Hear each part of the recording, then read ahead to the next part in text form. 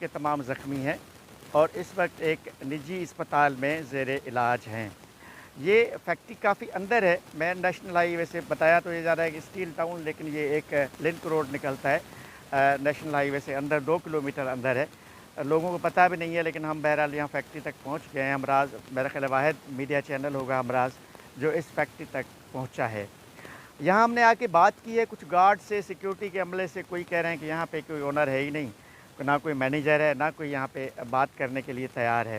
लेकिन बहरहाल वाक़या यूँ हुआ था कि बॉयलर फटने से एक बड़ा अंदोनाक हादसा हुआ। अब मैं आपको वो मंज़र दिखाता हूँ, आप उसको ख़ुद देख लें कि सीन हुआ क्या था, कैसे फटा था, और आप इससे भी इमेजिन कर सकते हैं कि वो वीडियो किसने बनाई थी।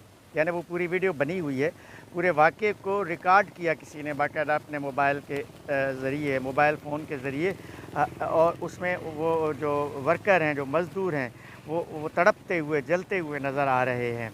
तो ये वीडियो किसने बनाई थी, वहाँ कौन मौजूद था? लेकिन पहले आइए मैं आपको वो वीडियो दिखाता हूँ, वो पूरा मंज़र, बड़ा अंदोनाक, भयानक, दिल दहलाने वाला वो मंज़र देखिए कि क्या उन गरीब मज़दूरों के साथ किस तरह वो तड़प रहे हैं, किस तरह वो जल रहे हैं। आइए वो आपको वीडियो दिखाते हैं।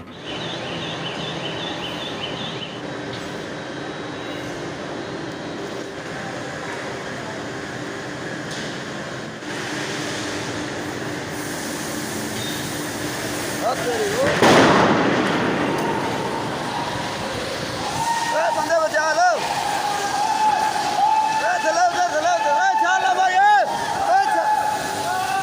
ये अमीन स्टील मिल्स जो है एक प्राइवेट स्टील मिल है। यहाँ पे किसी भी तरह के लेबर कवानीन पे कोई अमल नहीं हो रहा।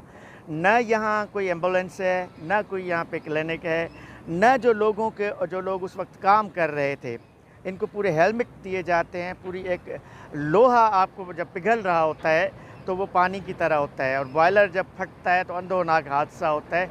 उससे बचने के लिए मज़दूरों को तमाम तर सहूलियात फ़राहम की जाती हैं, जिसमें इनके लॉन्ग शूज़ होते हैं, इनको ग्लोव्स होते हैं, और चेहरे पे हेलमेट होता है, और जिस्म पूरा ढांपा जाता है प्लास्टिक के साथ, या यहाँ लोहे की एक स्टील की शीट लगाई जाती है ताकि कोई अगर अंदोनाक हादसा होता है तो कम से कम नुकसान हो। लेकिन यहाँ ऐसा कुछ भी नहीं है। अंदर हमने कुछ लोगों से, ज़ाहिर है लोग डरे हुए हैं, लोग कोई बात करने के लिए तैयार नहीं हैं, लेकिन जो हमने ऑफ द रिकॉर्ड जो बातचीत की है लोगों से, उसके मुताबिक अंदर ऐसी कोई भी सहूलत नहीं है। आप अंदाज़ा करें, शब को रात गए जब ये वाक़या हुआ तो कोई नहीं था, और फिर बजाय जो यहाँ पिघल कर जल गए, उनको बजाय बर्न सेंटर, ज़ाहिर है कि ये बर्न्स का वाक़या था, उसूली तौर पे इनको बर्न सेंटर पहुंचना चाहिए था, लेकिन चूँकि वाक़े को छुपाना था, खुफिया रखना था, इसलिए इनको बर्न सेंटर ले जाने के बजाय गुलशन इकबाल के एक प्राइवेट अस्पताल में पहुंचा गया। पटेल अस्पताल है, वहाँ पे इनको मुंतकिल किया गया, ज़ख्मी मरीज़ों को, जिनकी हालत अभी भी अबतर है। लेकिन उसके बाद सीन क्या हुआ, मालिकान पहुँच गए और उन्होंने जनाब वो डील की, और फिर जो ज़ख्मी लोग हैं उनके वालिदैन को कुछ पैसे दिए, कुछ हिरास किया, धमकियाँ दी कि खामोश हो जाओ। मेरी ये स्टील टाउन का इलाका है, स्टील टाउन के जो SHO हैं बंगश साहब, मेरी उनसे भी बात हुई है, तो उन्होंने, जो SHO है उनका कहना है कि हमारे पास ये लोग आए थे लेकिन किसी ने कोई कंप्लेन नहीं करवाई, और SHO के मुताबिक जो इसका मालिक है फैक्ट्री का, अमीन स्टील, वो कह रहे हैं कि कुदरती वाक़या था, हादसा था, और ये अल्लाह की तरफ से होना था सो होना। अरे भाई, अल्लाह की तरफ से तो होना था, लेकिन खुदा ने आपको ये भी कहा है कि अल कासिब हबीबुल्लाह, मेहनत कश खुदा का दोस्त है, अल्लाह का दोस्त है मज़दूर। तो उसके लिए आपने यहाँ पे क्या किया इस फैक्ट्री में, उसके लिए तो कोई भी सहूलत नहीं है। आप करोड़ों रुपए कमाते हैं, एक मज़दूर जल जाता है, आप कहते हैं अल्लाह ने वाक़या किया। भाई, अल्लाह ने वाक़या कैसे किया? हादसा, बॉयलर फटना नाअहली होती है इंतज़ामिया की, कुदरत की तरफ से नहीं होता ये। तो इसमें अल अमीन स्टील मिल के इंतज़ामिया की बाकायदा नाअहली है।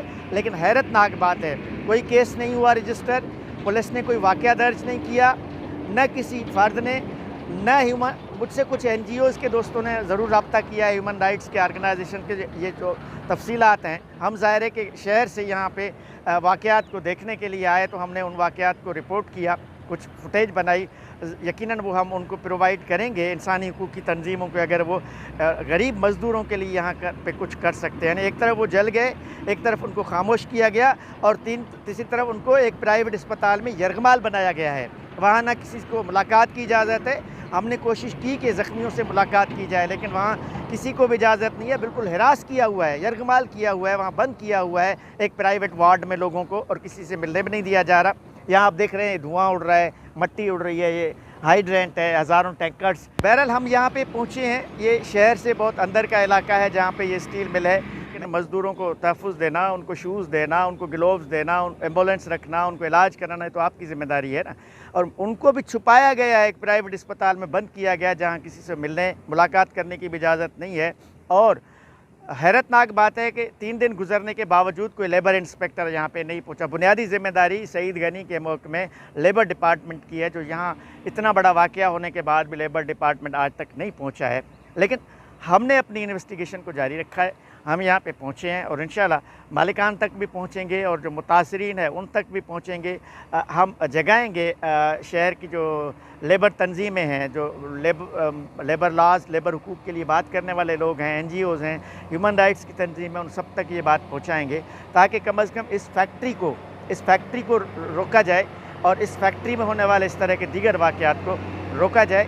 इंशाल्लाह हम अगले मरहले में आपको इसके कुछ मज़ीद तफ़सीलात बताएंगे। प्रोग्राम राज की बात आजिज़ जमाली के साथ सिर्फ और सिर्फ हम राज न्यूज़ पर।